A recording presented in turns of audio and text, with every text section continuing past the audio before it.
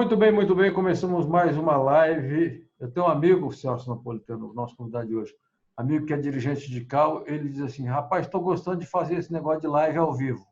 Tá? É isso aí. Live ao vivo é bom. É como falar, nós conquistamos, fizemos um acordo lá, rapaz, nós conquistamos um plus a mais. Ó, É verdade. plus a mais. Essa miscelânea que tem das palavras em inglês, português, etc. É, Agora tem o verbo deletar, startar, essa coisa é. toda. O pessoal já não sabe mais o que é isso, o que é aquilo. Muito bem, eu estou falando com o professor Celso Napolitano, presidente da FEPESP, que é a Federação dos Professores do Estado de São Paulo, também integrante do Simpro e presidente do DIAP, Departamento Intersindical de Assessoria Parlamentar. Celso Napolitano, vamos falar um pouco sobre sindicalismo para o professorado, porque Vamos. um dos primeiros setores que paralisaram a atividade, as atividades, o setor, um dos primeiros foi o do professorado, as aulas pararam, né? É Eu queria verdade. saber, na base da federação, quando vocês pararam, quando deve voltar e como é que vocês estão, como que os professores estão fazendo? Estão fazendo aulas de casa, à distância, trabalho remoto? Isso está funcionando? Então, Franzinho, em primeiro lugar, eu queria novamente parabenizar o seu trabalho, o trabalho da agência sindical, que está sendo muito importante para todo mundo sindical, para os trabalhadores, e agradecer a oportunidade de novamente estar com você. É sempre muito bom bater um papo com você e estar presente aí às lives agora ou aos programas da agência sindical. Pois bem, o decreto de quarentena do governo do estado, ele se iniciou no dia 23 de março. Mas os professores já estavam parados há praticamente uma semana, quer dizer, as aulas presenciais já não ocorriam praticamente desde o dia 16 de março. Houve uma orientação para que na semana do dia 16 até o dia 20 de março, os alunos comparecessem às escolas em menor número, aí os próprios pais tinham, eu estou falando em termos de educação básica, os próprios pais tinham algum receio em mandar as crianças à escola, só aqueles mesmo que estavam se organizando também para que pudessem também estar em quarentena a partir da semana seguinte.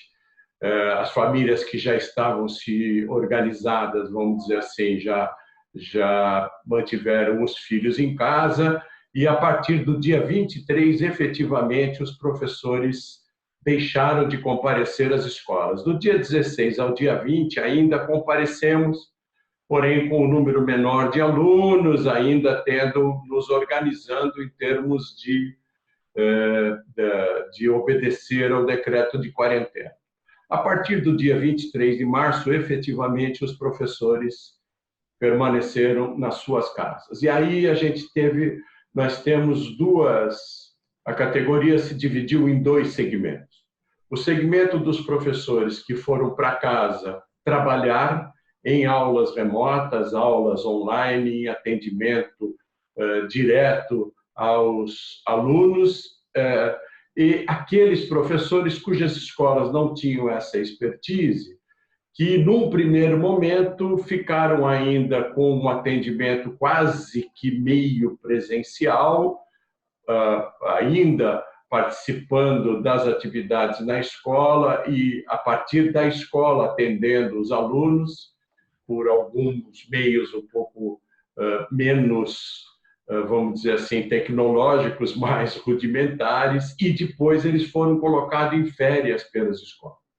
Porque a partir daí a medida provisória 927 foi editada e houve a possibilidade de antecipação de férias. Eu quero lembrar que as férias dos professores, por convenção coletiva de trabalho, elas são obrigatoriamente realizadas em julho. mas a medida provisória 927 trucidou a convenção coletiva nesse aspecto, em alguns aspectos da convenção e principalmente nesse.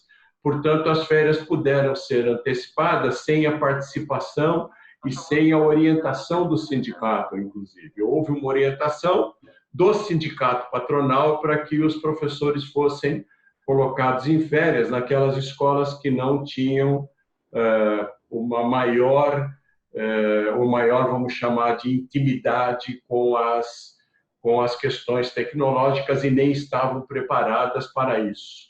Então, parte dos professores foram colocados em férias, parte dos professores trabalharam em casa de modo remoto. Isso no ensino básico, porque na educação superior, aí sim, a quase totalidade das escolas tem toda a estrutura tecnológica para atender os alunos, porque as instituições de ensino superior têm uma plataforma de educação à distância. Então, nas escolas de ensino superior, praticamente 100%, eu não posso garantir 100%, mas pelas notícias que nós temos é quase isso, 98% da categoria está trabalhando em home office. Só para complementar essa primeira parte, Franzinho, há que observar que as aulas remotas, as aulas online são muito diferentes das atividades em EAD, educação à distância. Educação à distância tem todo um planejamento, tem todo um conteúdo já estabelecido, as matérias, as disciplinas, elas são já estruturadas para isso, as aulas são previamente gravadas e há toda uma equipe de tutoria também que atendem os alunos.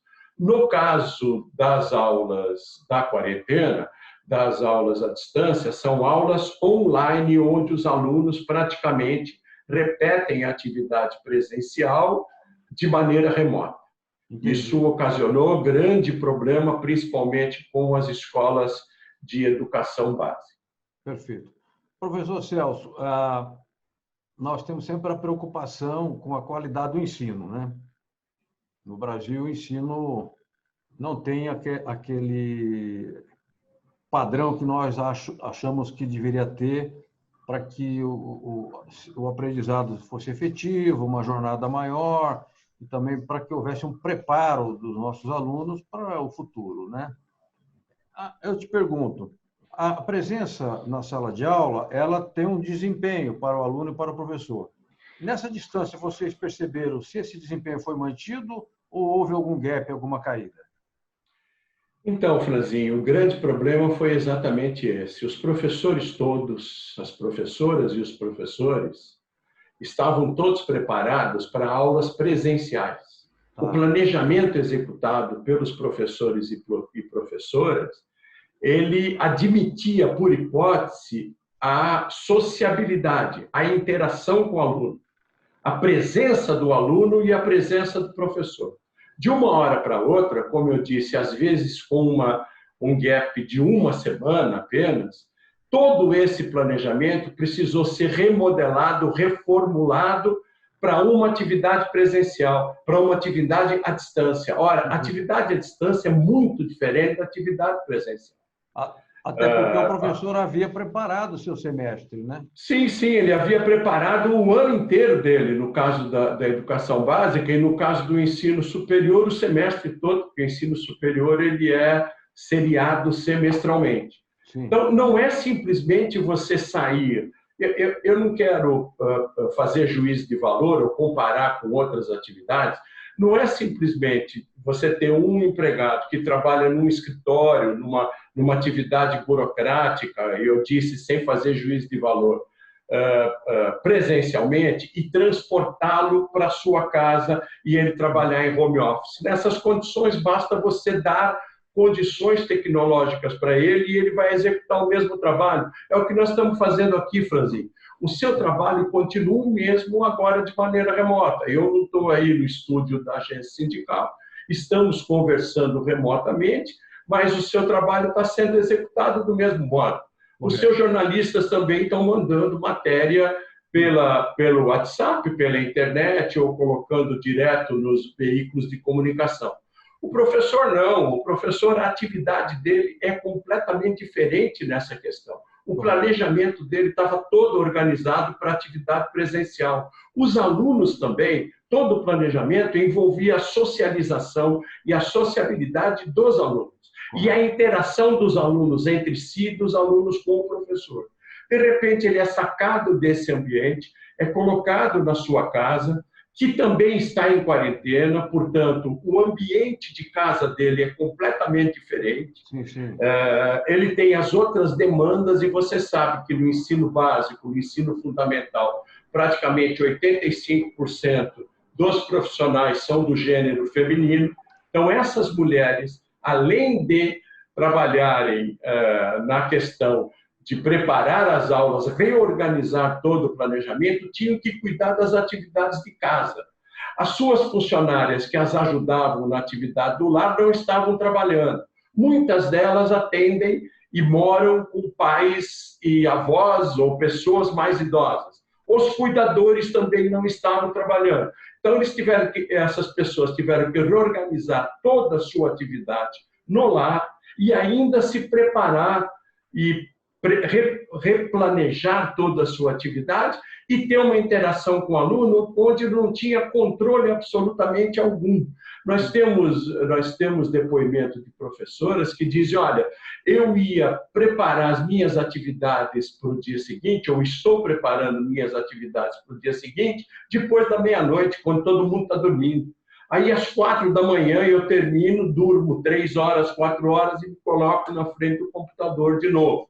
Então, isso tem sido de um estresse e de uma pressão psicológica muito grande sobre os professores. E, se você me permitir, além disso, há o assédio das famílias que estão interagindo nas aulas dos professores. Você sabe que escola sem partido continua por aí, que essas pessoas obscurantistas continuam por aí, interferem nas aulas dos professores que estão sendo dadas online e se comunicam por grupos de WhatsApp, e os gestores das escolas também estão interferindo nas salas de aula. Além disso, há gestores que se comunicam com os professores 24 horas por dia, mandando WhatsApps, tarefas de sábado, domingo, feriado, de noite, etc. Então, essa atividade tem sido, pelos relatos que nós temos no atendimento do sindicato, que agora é remoto, essa atividade tem sido ultra estressante, principalmente para os professores da educação básica. Muito complicado mesmo. Entendi. Olha, você vê que interessante, né? Como há uma complexidade na atividade da educação.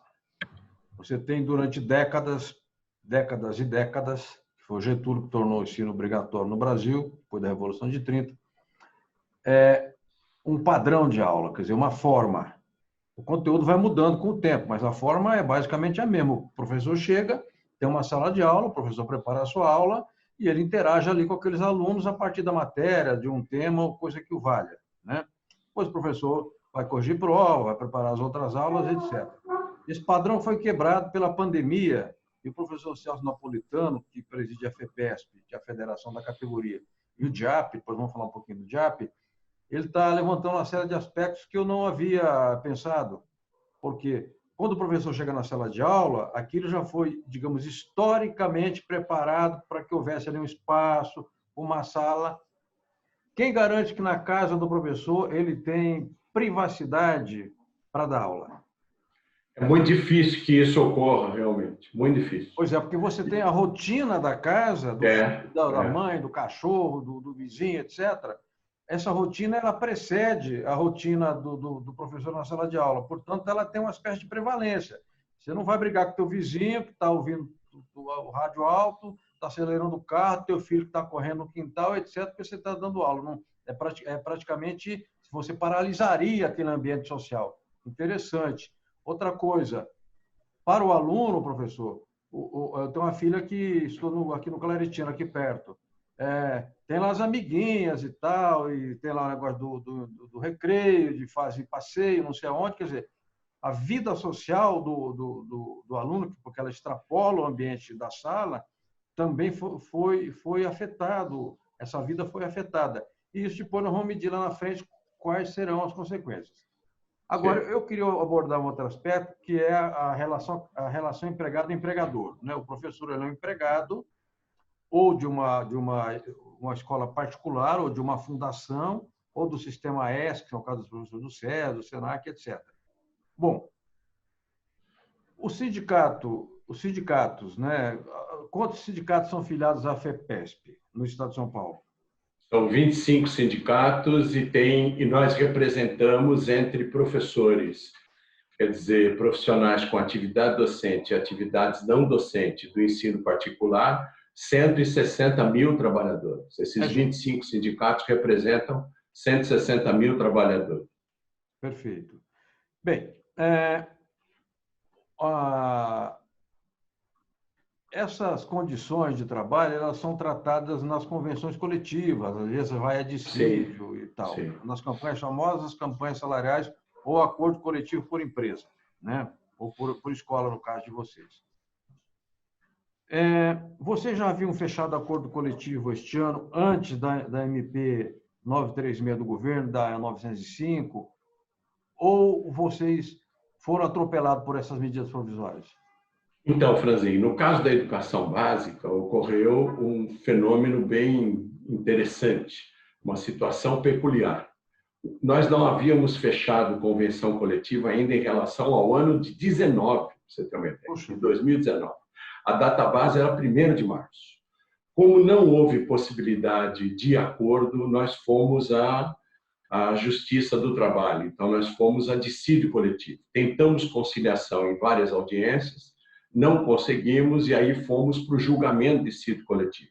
Por uma série de fatores que aqui não vêm ao caso, esse julgamento a data de julgamento foi sendo prorrogada, e acabou ocorrendo agora no dia 19 de fevereiro, se não me engano. Ocorreu agora em fevereiro o julgamento do dissídio coletivo. E, por um lado, nós ficamos um ano praticamente sem a nossa convenção coletiva, porém, os principais aspectos foram preservados, porque estavam em julgamento e retroagiria a 1º de março de 19. Por outro lado, o julgamento do dissídio coletivo, agora em fevereiro, estabeleceu uma convenção coletiva válida por 2 anos. Então, em fevereiro, nós tínhamos uma convenção coletiva cuja vigência vai até fevereiro de 2021. Então, quando esse estado de exceção foi estabelecido no decreto de calamidade pública, na quarentena e na edição das medidas provisórias, nós já estávamos com na verdade, com uma sentença normativa do Tribunal do Trabalho em vigor, que ainda tem algumas questões que estão sendo dirimidas em embargos declaratórios, porque os prazos todos foram interrompidos, mas, como nós sabemos, ela é válida a partir do momento que foi publicada, e ela foi publicada no dia 6 de março. Então, a partir do dia 6 de março, as nossas regras de convenção coletiva estão valendo. Porém, Franzinho, a 927 e a 936 trucidaram vários aspectos da convenção coletiva. Por exemplo, a nossa convenção coletiva prevê irredutibilidade salarial. E a 936 estabelece a possibilidade de reduzir jornada e salário, estabelece a possibilidade de suspensão de contrato de trabalho. Então, mesmo tendo garantia na convenção, na sentença normativa, e a principal garantia que nós temos em relação a outras categorias é estabilidade por 90 dias. Então, como o julgamento foi 6 de março, os professores do Estado de São Paulo, que estão representados pelos sindicatos da FEPESP, não podem ser demitidos até o dia 5 de junho. Então, eles têm direito à estabilidade no emprego até o dia 5 de junho. Isso. Porém, todos os professores? Todos os professores e professoras do ensino básico do Estado de São Paulo. Do ensino básico. No ensino superior, nós estamos sem convenção coletiva, estamos negociando. As medidas provisórias nos apanharam as medidas provisórias, perdão, nos apanharam em meio à negociação. Estamos retornando agora às negociações. Tivemos 2 rodadas, a última na segunda-feira. Mas os professores e as professoras da educação básica, esses estão protegidos por estabilidade garantida pelo tribunal até o dia 5 de junho. Porém, a 927, a MP 936, trucidou esse aspecto. Eu não posso ser demitido, mas o meu salário pode ser reduzido, a minha jornada pode ser reduzida. Então, nós estamos vivendo uma contradição. Pasmem, reduzido o salário em até 70%. O brasileiro... Em até 70%. Imagina viver com 30%, e depende depois de uma complementação pelo governo, e a complementação não será de 100%. Aliás, eu estava conversando com um amigo meu agora, que é empregador, ele disse, meu funcionário lá deu uma diferença de 180, 200 reais, eu vou cobrir essa diferença até quando eu puder, que eu não quero que eles tenham redução salarial, que é uma posição consciente. Professor Celso... A MP permite uma chamada ajuda compensatória sem encargo, sem fundo de garantia, sem INSS. Mas tem um aspecto, Franzin, só para completar, Gebrim é o nosso amigo, doutor Ricardo Gebrim, só para complementar isso, que tem uma contradição também na profissão docente. Quer dizer, o Conselho Estadual de Educação e o Ministério da Educação estabeleceram que as aulas online são consideradas, as aulas ministradas online são consideradas para todos os efeitos de dias letivos. Ao mesmo tempo, flexibilizaram o número de dias, de 200 dias letivos, e garantiram 800 horas letivas. Então, existe uma contradição aí. Como é que você reduz salário do professor se você, ao mesmo tempo, precisa manter o mínimo, que são 800 horas letivas? Entendi. Então, eu estou tratando de um caso, discutindo um caso, negociando um caso, com uma instituição do ensino superior que reduziu, ou pretende reduzir, e pela decisão do STF, como a maioria dos professores tem salários abaixo de R$3.000, está fazendo por meio de acordos individuais, reduziu em 70% os salários e a jornada dos professores. Essa conta não fecha, entendeu, Franzin? Como é que 30% de jornada corresponde à carga horária mínima que um curso superior tem que oferecer aos alunos? E o contrato que esses alunos fecharam com a instituição? Então, está sendo rompido também? Os alunos estão mantendo o mesmo valor de mensalidade e recebendo só 30% do conteúdo programático que foi prometido para eles? Porque não se pode utilizar uma plataforma, porque o MEC diz que não é EAD, é ensino remoto, aulas à distância. Não é um ensino à distância, não é uma plataforma de EAD. Então, uma instituição poderia, no máximo, pela deliberação do Conselho Nacional de Educação, utilizar 40% da sua carga horária como educação à distância. Como é que faz essa instituição que está reduzindo a jornada em 70%? Então, esse é um problema muito sério que os professores estão tendo. Então, o que está acontecendo? O professor está em casa, trabalhando o mesmo número de horas, ou até mais, e, na verdade, ganhando menos.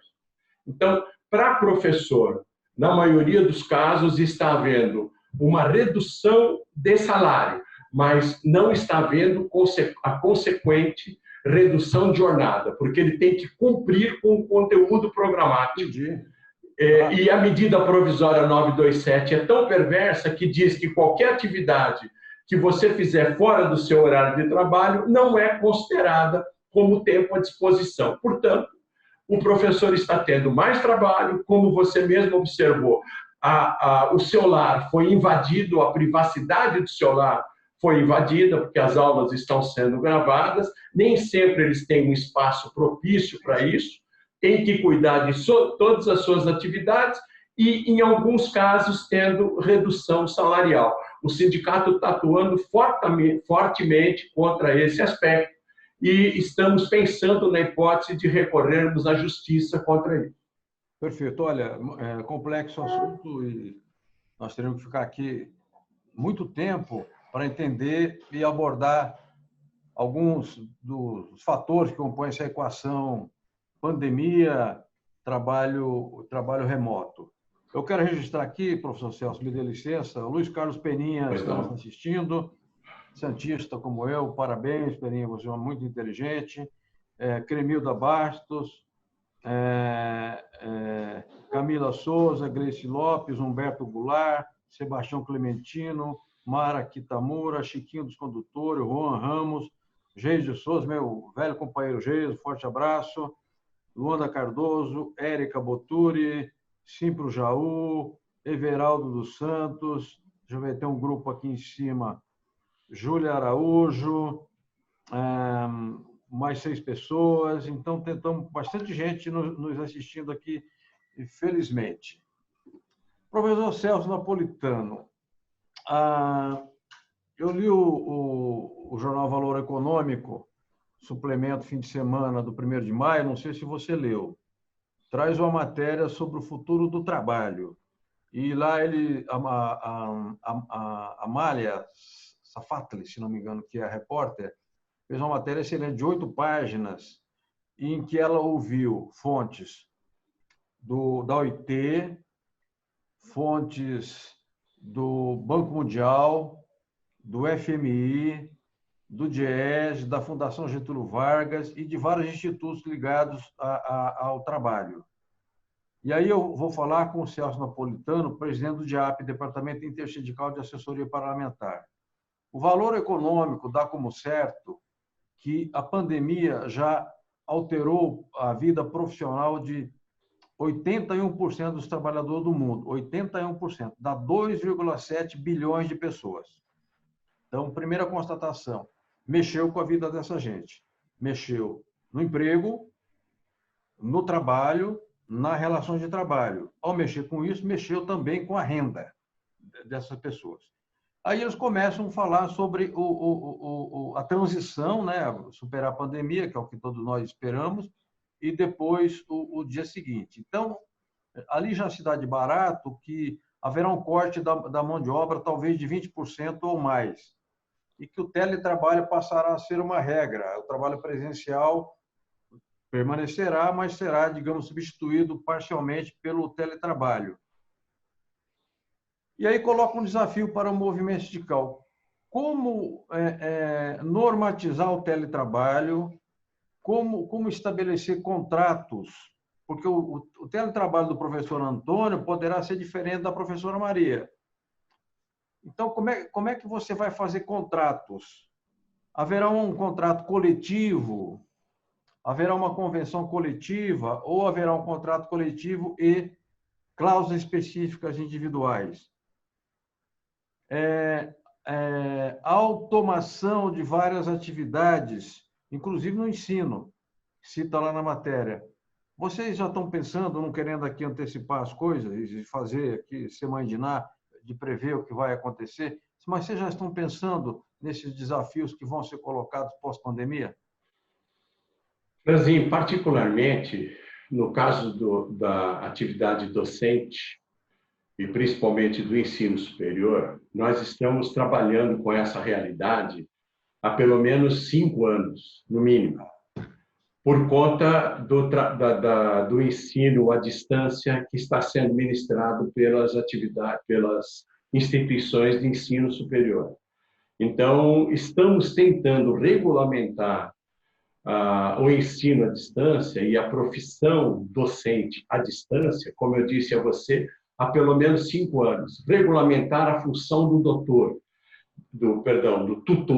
De que maneira o tutor atende os alunos, como é que se dá essa interação do tutor entre a interação que o tutor faz do professor, entre o professor, os alunos, todo esse trabalho que nós consideramos como atividade docente e que, infelizmente, o Conselho Nacional de Educação não a classificou assim. Então, as instituições de ensino superior se recusam, já há muito tempo, a discutir essa questão conosco, mas nós temos todo um planejamento Olha. E todo um trabalho feito nesse sentido para regulamentar a função do professor à distância e que poderíamos agora utilizar e adaptar para os professores também do ensino básico. Eu não li a matéria toda, essa é uma das leituras que eu estou deixando de lado aqui, porque a nossa atividade também neste período de pandemia, nesse período de quarentena, está sendo muito intensa na atividade remota. Os sindicatos, a federação praticamente estão trabalhando 24 horas por dia, atendendo todas as demandas dos trabalhadores, mas é óbvio de que alguma coisa vai ser alterada nas relações de trabalho. Já muitas empresas estavam utilizando home office em alguma parte da jornada de trabalho dos trabalhadores, principalmente os trabalhadores de funções mais elevadas já estavam parte da semana trabalhando em home office, né? Os executivos, etc. Algumas atividades mais burocráticas também já estavam sendo realizadas em home office. Porém, as empresas estavam utilizando isso geralmente para precarizar as relações de trabalho, geralmente na questão da terceirização. Então, eu penso que a partir daí nós vamos ter que discutir uma legislação a respeito. Nós estamos trabalhando no DIAP com os deputados, inclusive, firmemente na regulamentação da 927. A maneira como essa 927 foi editada é muito nefasta ao trabalho que está sendo realizado em home office, ao trabalho que está sendo realizado de maneira remota. Os equipamentos têm que ser dos próprios trabalhadores. Até outro dia, se o trabalhador adquiria fosse contaminado pelo coronavírus ou adquiria a Covid-19, não poderia ser considerado como uma doença ocupacional. Felizmente, o STF derrubou esse artigo da lei, o que era uma verdadeira perversidade e desumanidade com relação aos trabalhadores. Imagina os trabalhadores que estão aí nas atividades essenciais, os companheiros trabalhadores que estão na linha de frente combatendo essa pandemia, os companheiros que estão conduzindo trens, etc., não seria considerado como uma doença ocupacional, portanto, eles não teriam direito à estabilidade como garante a CLT. Então, nós, do conjunto dos sindicatos integrantes da FEPESP, estamos fazendo essa discussão. E nós, inclusive, podemos colaborar numa discussão de âmbito geral com as centrais sindicais, etc., para propormos, a partir daí, algum tipo de regramento que possa não tornar tão perversa e tão precária a relação de trabalho com um trabalhador à distância, com o trabalhador organizando ou realizando a sua atividade de maneira remota na sua própria residência. Perfeito. Nós já estamos chegando ao final aqui dos 30 minutos da live ao vivo, né? Da live ao vivo. A gente já ultrapassou um pouco aqui do horário, então teve um plus a mais. Eu acho sensacional eu, como jornalista, estou me ligado você também é professor, né? Eu não sou professor, né? Sou aluno. Eu acho muito bacana, né? O João Guilherme Vargas Neto, nosso amigo, ele diz assim: Francisco, nosso amigo, você se preocupe quando o trabalhador fala assim, está tendo perca salarial, que não fala perda, né? Quando tá tendo perda... Mas você sabe que as duas formas são aceitas, tanto perca quanto perda. O Aurélio consagra as duas formas. Perca é o mais popular, consagrado pelo... Perca é o mais popular, é verdade, mas ele está correto. Eu vou dar um puxão de orelha no João Guilherme. E você se preocupa quando o peão fala assim, está tendo perca no meu salário. Aí ele fica... Tá certo. O melhor é o Tico Refeição, né? Claro. Aí, aliás, até você me deu até uma ideia aqui de eu fazer aqui, aproveitar alguns minutos que às vezes eu tenho aqui de folga à noite e levantar algumas expressões que são cacoetes, né, das atividades, né? Como o professor tem, né? Lógico, lógico, lógico. Suas expressões, jornalista tem também. Por exemplo, o jornalismo tem Também. uma palavra chamada pescoção. O que é o pescoção? Ninguém fala, o que é isso? É quando o teu chefe fala assim, Celso, vem cá, ó, você cumpriu a pauta, beleza, mas hoje você vai ter que puxar mais 4 horas porque o ministro vai visitar aqui e o repórter não vai... Pescoção, quando você estica. É verdade. Aí é o pescoção. O que é pastel? Pastel é quando você comete erro de digitação e empastela o texto. Empastela o texto. E aí tem todas as expressões das profissões e certamente no meio do professorado também tem. Agora, E o calhau também, né, João? O calhau. O calhau. O calhau é quando sobra um pedaço da página ou uma página que não foi ocupada. E tal. Retranca, olho, tudo isso. Retranca, tudo isso. Deve ter umas 100 expressões. Bigode, antigamente, quando era chumbo, tinha o negócio do bigode e tal. Barriga também, né, João? Barriga. Nariz de cera é o que precisa de Eulide, né? Professor, Celso, DIAP. O DIAP está com muitas dificuldades, como todos nós que somos do movimento sindical, mas eu tenho visto o Toninho, o André, o Marco Verlani, o povo lá, procurando ajudar o movimento sindical. O DIAP está plugado na tomada ou não?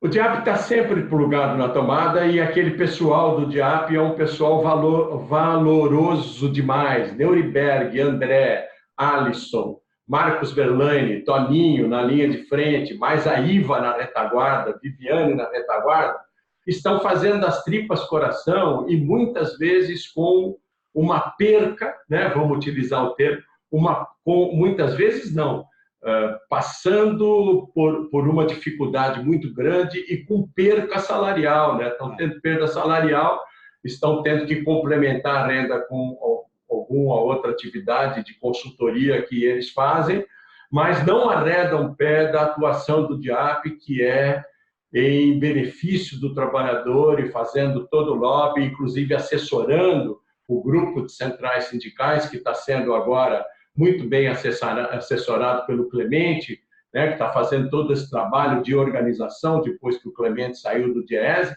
mas principalmente Neurberg, Toninho, André e Marcos e Alisson na linha de frente e apoiando todas as atividades das centrais e assessorando as centrais no que for preciso. Agora, principalmente que os relatores da 927 e da 936 já são conhecidos desde ontem.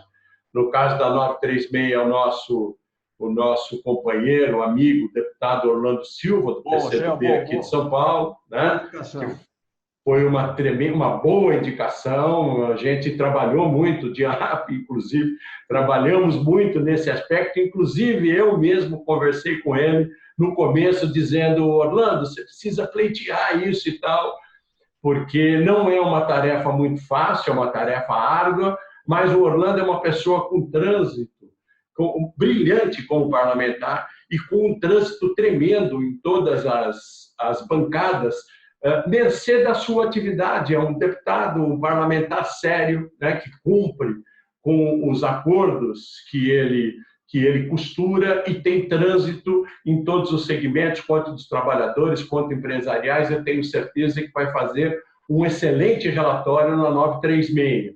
E a 927, que ficou com o deputado lá de Santa Catarina, do MDB, que eu já não conheço muito, mas que eu espero também que ele faça um relatório muito consciente para que o trabalhador não saia perdendo nessa questão. Então, o DIAP continua nesse trabalho de assessoria e é importante eu reafirmar com o sacrifício pessoal do pessoal que está na linha de frente da turma, que está na linha de frente lá do DIAP e hoje em dia trabalhando também de maneira remota, porém intensamente, com contato com todos os segmentos lá dos deputados, todas as bancadas, deputados e senadores do Congresso Nacional.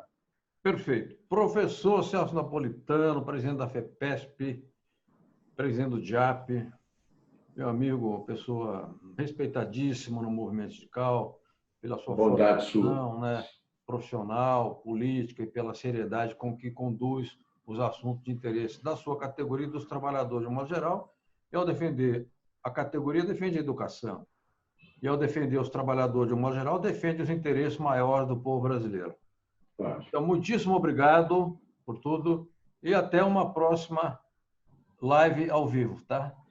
Eu que agradeço, João. Como eu disse, é sempre um prazer estar com você e, novamente, parabéns pelo grande trabalho que a agência sindical faz em prol da categoria dos trabalhadores. Muito obrigado a todos e a todas que nos prestigiaram nessa tarde. Obrigado, um forte abraço e Um abraço. até a próxima live. Um abraço, professor.